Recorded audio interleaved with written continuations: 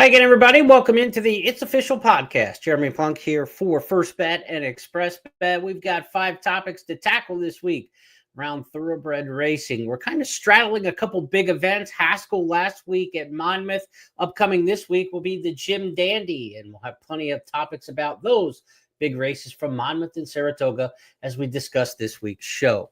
Also want to get into our Goosebump Award, which we will start off with. Which horse got us most excited last week, had the top performance of the week, the one that kind of made you get up out of your seat and say, wow, well, we certainly had one of those kind of performances from a filly that sometimes she does this and sometimes she doesn't. Scottish Lassie, 9-length winner of last year's Frazette, came back at the Coaching Club Oaks, got her first win since, and she even upped herself in terms of the margin. Opened up and appears to be cruising in the middle of the racetrack.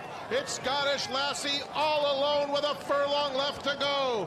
Immersive is trying to hold second over Dry Powder. A spectacular display from Scottish Lassie, who's in front by 15 lengths. What an amazing effort. Scottish Lassie in the Coaching Club, American Oaks. Immersive was second. Dry Powder finished third.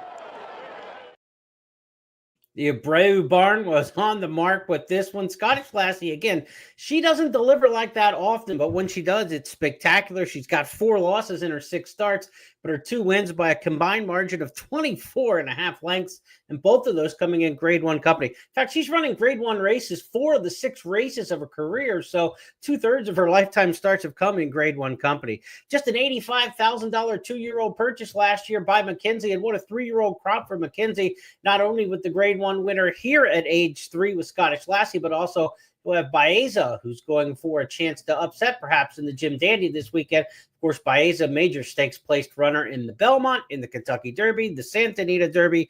So a good 2-year-old crop for McKenzie, no question about that. Lacara was scratched out of that race, the Coaching Club American Oaks. A little disappointing not to see her because of a quarantine situation at Saratoga. So with something going around the barn area there, the barn that Lacara was stabled in was quarantined, and she was not permitted to run. Maybe we'll see her in the Alabama. We're certainly expecting to see the winner, Scottish Lassie, back in the Alabama, where the Kentucky Oaks, big favorite, Good Cheer, and winner is expected to reappear in that one and look to try to bounce back from her disappointing effort last time out. So Good Cheer could be next up for Scottish Lassie and company, and maybe we'll see a Lacara in that one coming up. The Alabama scheduled for August the 16th at Saratoga. Let's go to our second topic this week on the It's Official podcast. And, of course, the big race of the weekend didn't have the headline performance like we saw with Scottish Lassie, but certainly it was a delivery for journalism the way the public expected. He's first up on our recap of the big and preview of the big 3-year-old races this week. Let's go back to the Haskell Invitational at Monmouth. He was a little farther back than usual, 7th of 8 in the early going, but he got there in time just like he did in the Preakness. Kentucky Outlaw here to set the pace, and he's on the lead today, 3/4 of a length ahead. Bracket Buster running in the second spot, goal-oriented, placed perfectly today. He's running in third. Then Wild and Crazy Night, Gosker to the outside. He's 4 lengths off the lead, 1.5 lengths to National Law. Journalism, he's second to last today. On the outside, now 6 off the pace and 5 back to Burnham Square. There's plenty of work to do to reel all of them in as they head down the backstretch. The 50-1 long shot, Kentucky Outlaw leads the parade down the backstretch here in the Naira Betts Haskell, 1.5 lengths in front. Goal-oriented is second. Bracket Buster down on the inside as they go into the far turn. Goal-oriented, not asked for his best yet. Gosker is getting closer 3 wide. There he goes, and Journalism is following his move. Now Kentucky Outlaw gives way, and goal-oriented on the ladies in front. Gosker's making a race of it, and Journalism is third now, continues the sustained run on the outside. They're at the top of the stretch in the Naira Betts Haskell. Gosker head in front, goal-oriented, trying to keep up. He's second. Journalism on the outside needs to quicken right now. 1 furlong to go. Gosker, goal-oriented inside, stubborn. Journalism, here he comes with those big, robust strides. Journalism, he's the headliner today. What a perfectly timed ride, and what a classy champion. Umberto Rispoli with the winning ride there, right on time in 1:48.15.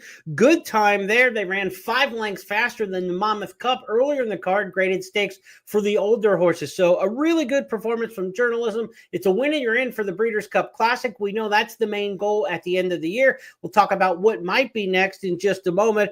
But looking back at this race, he was 6 lengths off the lead. He was 7th of 8 early. There's been a lot of talk this year from Journalism's camp that he can be more tactical. We expect him to be up in the race. We've seen enough races now to know that's just not the case. He's a horse who's going to do his best running from 5, 6, 7 lengths off the lead. He's going to pounce into the far turn, and he's going to come with his best move when he's widest of all horses. The 2 times Sovereignty's beaten him this year, we've noted it many times. Sovereignty was to his outside, and he did not respond to the challenge at all as Sovereignty ran by him in the Kentucky Derby and did so again in the Belmont. Maybe Sovereignty's just a superior racehorse, but the best races we have seen out of Journalism or is when he is outside of the other horses. And when he got to the outside in the Preakness after being bumped around and they got him out mid-track, how he just leveled off and came and got Gosger that day. Similar finish here. He ran down not only Gosger, but Bob Baffert's runner in here. Just another time where he caught a Baffert that seems to be a theme for the Journalism this year, going all the way back really to his 2-year-old year when he ran down a couple Bafferts in the Los Al Futurity. So look, the season just continues to be an outstanding one for Journalism.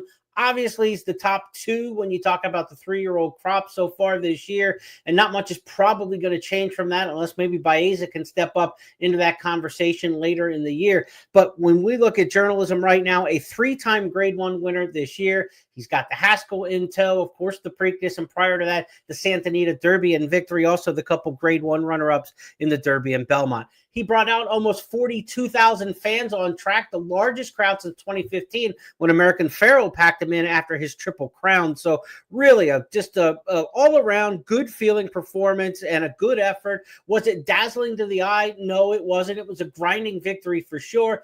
But again, they put up good splits. 2 good horses were in front of him. The top 3 logical wagering choices in the race ran 1, 2, 3, and the horse who was expected to win got up to do so. He's the first Preakness winner to come back and win the Haskell since 2016 when Exaggerator did it, and he's certainly in a better class of horse than the Exaggerators of the world. They didn't come home super duper fast, 24-4 for the 4th quarter, and then 12-2 for the final furlong of the race. So about 37-40 in that range, 37-2 over the final 3 furlongs. That's not slow by any stretch, but it's not kind of a blazing time in the come home. But again, this horse was making up lengths in that time frame. So anytime you break 38, for the final 3 furlongs of a race, it's pretty darn good. And again, they went 5 lengths faster than the Monmouth Cup. So overall, a thumbs up performance from Journalism, and that should move him ahead to his next start. What will that be? It could be a return trip to the east for the Travers Stakes at Saratoga,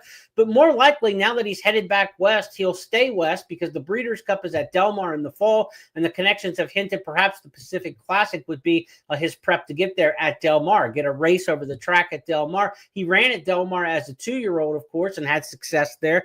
But Journalism at age 3 could get a race over the racetrack at Del Mar in the 1 1/4 Pacific Classic coming up during the month of August. That would be against older horses. He gets a little weight break as a 3-year-old taking on elders. We've seen 3-year-olds have some success in that race in recent years. So it would be no shock, and there's no killers in the older horse division out in Southern California right now. The handicap division's kind of, I think desperate to find some horses. We saw horses ship west and do really well this year. Santa Anita handicap, Gold Cup at Santa Anita, those kind of races like that where the East Coast horses kind of had some success coming to the west. So I would expect that if he were to go Journalism against older horses in the Pacific Classic, he would be a very solid favorite even against the elders. And that's where I would go with him. We mentioned this last week on the show. I wouldn't even come east for the Haskell if he was my horse. I would have just kept him on the West Coast. They could have run in the San Diego Stakes, the prep for the Pacific Classic at a mile and a 16th. They could have ran San Diego and Pacific Classic, or, they could even done something like Pacific Classic and then come back if they wanted to in the Awesome Again at Santa Anita and run in that mile and an 8th race during the September-October meet there at the Great Race Place. So there are still plenty of options for him that don't necessarily include a showdown yet with Sovereignty. I thought by coming east for the race at the Haskell that they were just going to perhaps stay east and then go up to New York and train towards the Haskell or train towards the Travers and have that extra week of preparation that the horses running in the Jim Dandy this week will not have. But that's not really the plan. They're heading back west already with him. So we will see what they do next with journalism. But certainly he was first up amongst the major 3-year-olds coming out of the Triple Crown races to run back here in the Summer Stakes. And he did what was expected of him, and he ran a pretty darn good race, I think, in the Haskell Stakes. Not his best effort, but certainly a very good one. Let's go to our third topic this week on It's Official. Now it's Sovereignty's turn because he comes up next in the Jim Dandy Stakes. That race is already entered. It'll be run Saturday at Saratoga. Just a field of 5 has entered for the Jim Dandy Stakes at 1 1/8 at the Spa. Field of 5 includes Baeza, the third-place finisher in both the Derby and the Belmont Stakes.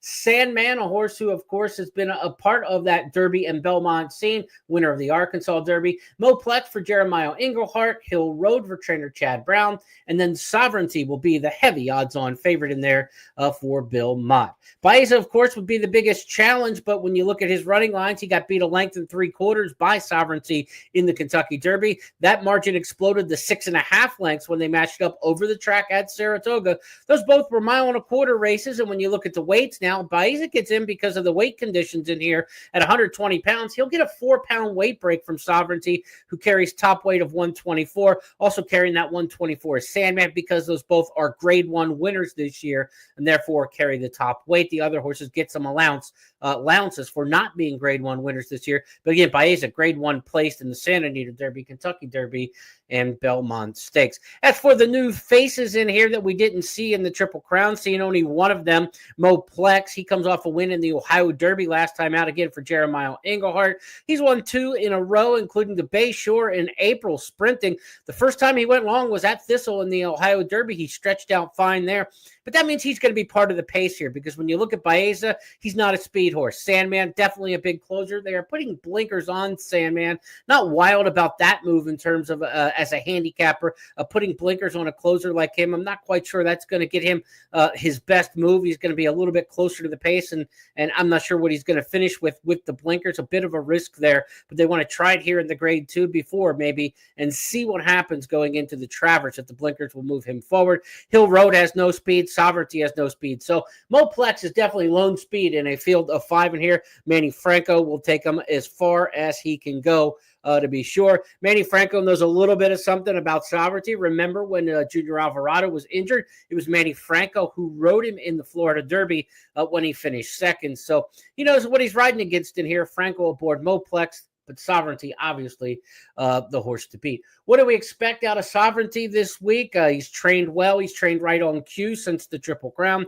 He's been up at Saratoga now for quite a long time, since May, really, basically, even before the Belmont Stakes. So he has been training there for months now. This is his home turf, and I think Sovereignty is going to give you a very good effort, just like we expected out of journalism this past weekend. I think you're going to see a big effort out of Sovereignty. Will he win by a big margin? Is he going to put a big daylight on him like he did the 3-length victory in the Belmont Stakes?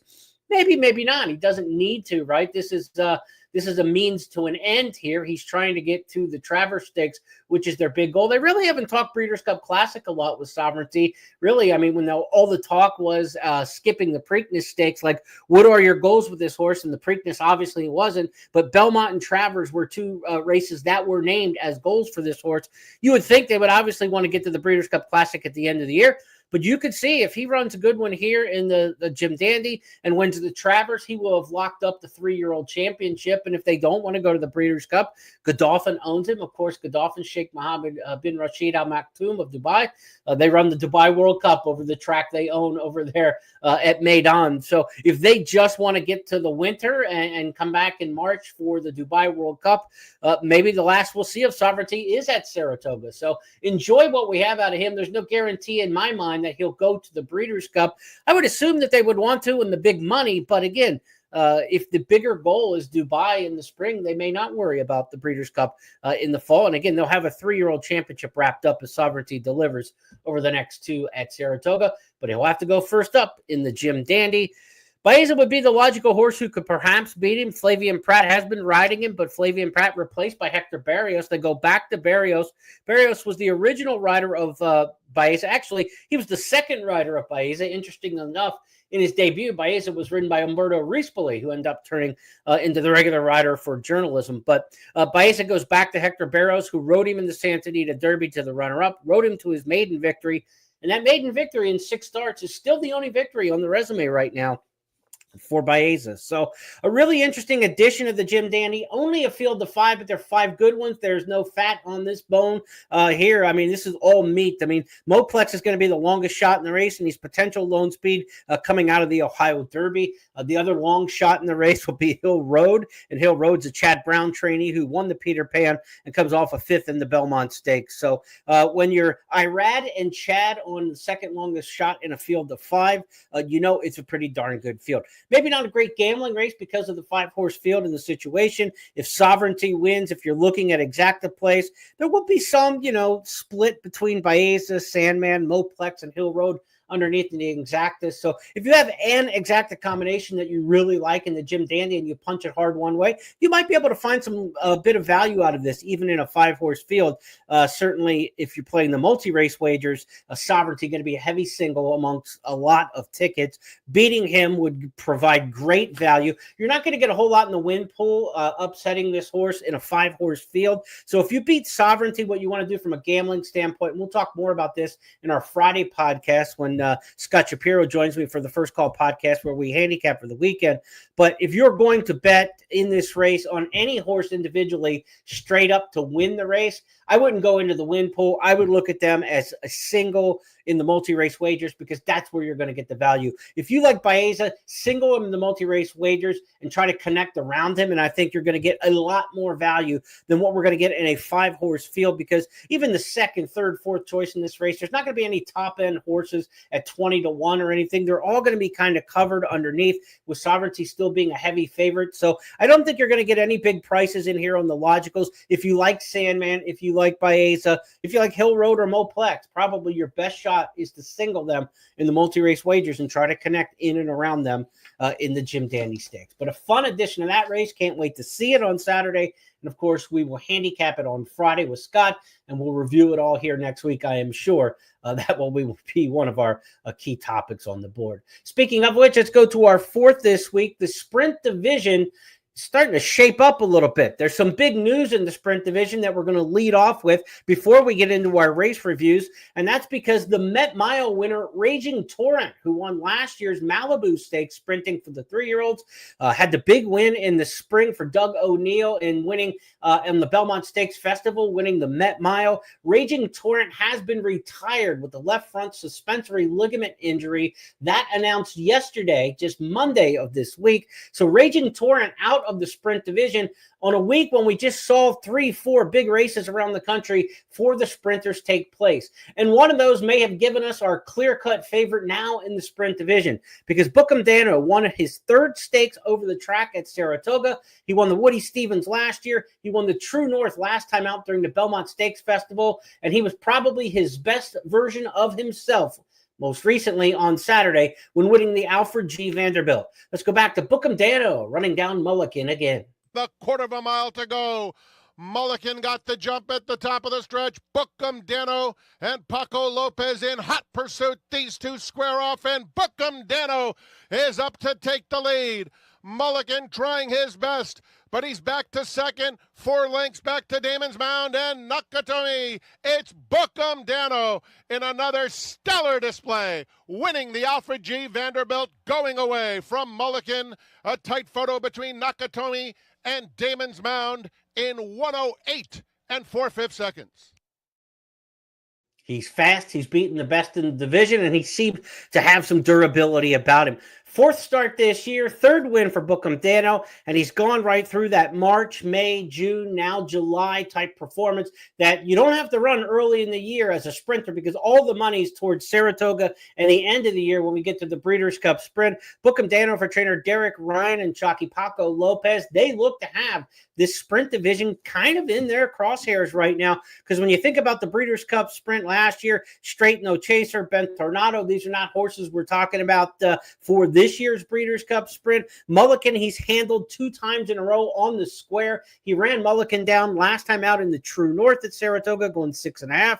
And then here in the Vanderbilt, he did it again, going 6 furlongs. He's absolutely fast enough to win at 6. He's fast enough to win at 7. He only missed by a neck in the Churchill Downs Handicap. And you remember that race, the Churchill Downs Handicap, how good that was. Mindframe was the winner. Nysos finished 3rd in there. And both of those horses don't really feel like sprinters per se. They were in it in that 7/8 of a mile race at Churchill Downs, but you almost feel like they'll go a little bit farther when we talk about the Breeders' Cup. So in the Breeders' Cup Sprint Division, it really could be all about Bookham Dano. One of the other horses, though, that we talk about coming out of that race, the Churchill Downs Handicap, where they were all just kind of throw a blanket over the 5 of them at the wire. The runner-up that day, Banishing. He was back in action this weekend, and he's one we got to keep our eye on in this Breeders' Cup Sprint Division as well. He took on Booth, a very talented sprinter for Steve Asmussen, at Ellis Park on Sunday. This is a race I think you better keep an eye on here, because Banishing in the sprint ranks, he looks like he's still going to be a serious customer all year long. He's danced a bunch of dances, but he is still punching hard. Champlin has the lead. Booth is right there with him. And here comes Hear My Song. Hear My Song's gearing up, looking to defend his title for the last couple of years. In behind them is Banishing with Torrente. Top of the lane in the 4th running of the Jeff Hall Memorial Stakes. And Booth is going to try to give them the slip. Banishing's tipped into the clear, and he's coming with his run. Booth is strong. Booth has the lead. Banishing's trying to bridge the gap in the final 16th, and he's storming home. Here comes Banishing to the outside. Can he come and get Booth? It's going to be a thrilling finish. If you watch racing at Oaklawn this year, you know how good Booth and Banishing both are. They really brought it on Saturday. 6.5 furlongs, 1:14.4 over the strip there at Ellis Park on Sunday in a Jeff Hall Memorial. This is a horse by Go Sapper, who was a very versatile runner. He could sprint. He could route, of course, winning a Breeders' Cup Classic. Banishing's got that same kind of style as his sire in Go Sapper. Not the elite runner that Go Sapper is, but the versatility to run around 1 turn, go 2 turns, and be very effective as well. I think Banishing is a horse, Breeders' Cup dirt mile maybe, but in the sprint, if they want to cut back, when you can go 6.5 and 1:14.4, you can play. And I think Banishing, obviously, as well as he ran over 7/8 of a mile at Churchill Downs in the CD Handicap, he showed he can play with the absolute top of the division and the top horses around the country. So Banishing, another nice win this weekend, and beating Booth, who is a really, really good 6 furlong horse. 6.5 was stretching Booth. Booth's best lick will be something like the Breeders' Cup Sprint, so he'll appreciate when these races get back to 6 furlongs. Another race over the weekend you want to keep an eye on in the Breeders' Cup division that went was for the 3-year-olds. Haskell Week at Monmouth. This was on Friday, the day before the Haskell. They ran the Jersey Shore Stakes. Neo Equus is a horse we've seen on the 3-year-old trail. He was going longer, and he had a little bit of success going longer. But now in the cutback, he has been a top-notch looking sprinter. He ran against Patch Adams, who won the or I should say, he got away from a top 3-year-old sprinter like Patch Adams, who won the Woody Stevens. And now Neo Equus in the Jersey Shore throws his hat in the ring, maybe to go back to Saratoga, take on Patch Adams and some of those top horses when they get to the finale for the Saratoga season. They'll run the Amsterdam this week as the prep to the Jerkins. And coming off of this prep race at Monmouth, Neo Equus looks like he's a horse who could be bound for the Grade 1 Alan Jerkin. Coming to the top of the stretch, Neo Equus has command of the race now. Donut God, the only one with a chance to beat him. Fire Pit behind in 3rd. Off the turn, Neo Equus has a challenge. Here's Donut God on the outside trying to catch him. Neo Equus, furlong to go, finding more on the lead. Donut God trying hard, but he's behind in 2nd as Neo Equus opens up the lead again. And it's Neo Equus and Samuel Marin to win the Jersey Shore by 2.5 lengths. Donut God 2nd best today. Fire Pit 3rd, Persistent 4th. Donut God's a really interesting horse. He's a 3-year-old that I thought really had a chance to be one of the top sprinters in this crop. He had been off since winter, basically, running at Tampa Bay Downs, and now he's back for Brian Lynch. He made a nice run at Neo Equus, and Neo Equus just sloughed him off at the top of the stretch and flicked him away very impressively. So keep an eye on Donut God moving forward. If that race didn't take too much out of him, I think he can be a serious threat. We get to Keeneland in the fall, some of the big stakes races there for the sprinters. I think that you're looking at a horse like that, a Donut God, who could be very effective for Brian Lynch meeting older horses. Neo Equus probably next up, though, and maybe the runner-up as well will head towards the Allen Jerkins coming up on the Travers weekend at Saratoga. We mentioned the Amsterdam Stakes is this weekend at Saratoga at the Spa. This will be the prep. Friday will be this year's Amsterdam Stakes. Gunmetal in there against Pate Mile winner Macho Music. So I'll look ahead to the sprint division. A couple more 3-year-olds could get into the big mix towards the Allen Jerkins. But again, the big news in the division for the sprint ranks, the retirement of Raging Torrent, winner of the Met Mile, and of course the grade 1 or grade 2 win in the Vanderbilt Stakes for Bookham Dano, who's really kind of evolved and asserted himself in this sprint division. He now leads what I think is the Breeders' Cup Sprint division as we get into deep summer. Our fifth and final topic this week on It's Official, as it is each and every week, is our Stars of Tomorrow segment. We had several different options we could have went with this week. There was the nice 3-year-old Stars and Stripes winning for Bill Mott. He won his debut May 17th. He came back and he debuted May 17th. He came back June 15th and won an allowance company on July 17th over this past week at Saratoga. He won by 7 1/4 lengths in a 9-furlong race in 151.22. Stars and Stripes was one that we considered for our Stars of Tomorrow, but we've got a couple that are in the workout mode that we want to show you. Keep an eye on a couple of horses that have been working in the morning as future Stars of Tomorrow. These works courtesy of Watch First and First TV. Watch First on Twitter, where you can get updates on the top works, and at First TV, First.tv, you can get all the workouts for Saratoga, Del Mar, and some tracks in between down in Florida as well. Keep an eye on Brant. This is the one that we want to show you here. Brant is an unstarted Bob Baffert 2-year-old colt by Gunrunner. $3 million for Zidane Racing is what they paid for this one. And watch this son of Gunrunner open up in the lane here over Desert Gate, who's already debuted and run a good race. Brant looks like an absolute future star finishing up here. Again, this is what $3 million will get you at the sale. Dazzled in the sale and now getting ready for a career debut. Watch out for Brant at Del Mar. This could be a horse we're talking about. Del Mar Futurity at the end of the meet, even Breeders' Cup Juvenile. Brant, really a serious racehorse to look at. And then one of the more interesting Stars of Tomorrow that we're going to include in here is a double shot, if you will.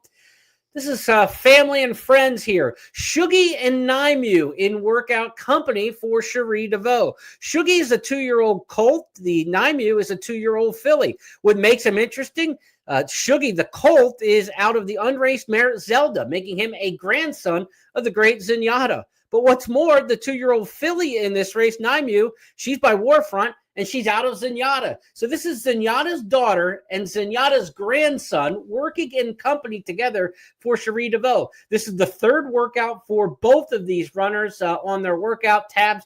Probably not going to make the races at Saratoga, but probably something towards fall. You can look at a debut. I would think they're both a couple workouts yet away. Maybe by the end of the Saratoga meet, we could see these horses. But the granddaughter of Zenyatta and the grandson of Zenyatta, Shuggy and Naimu, working in company for Cherie DeVoe, both working in 37 and change. They shared the bullet, fastest of 13 that morning, and they will be our Stars of Tomorrow.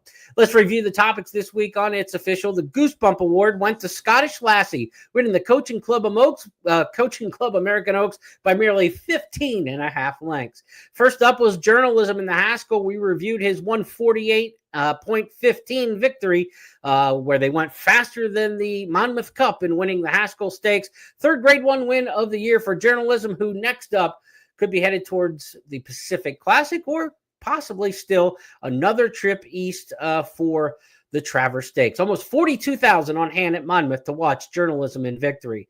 Next up is Sovereignty, and he will be in the Jim Dandy Stakes coming up this week.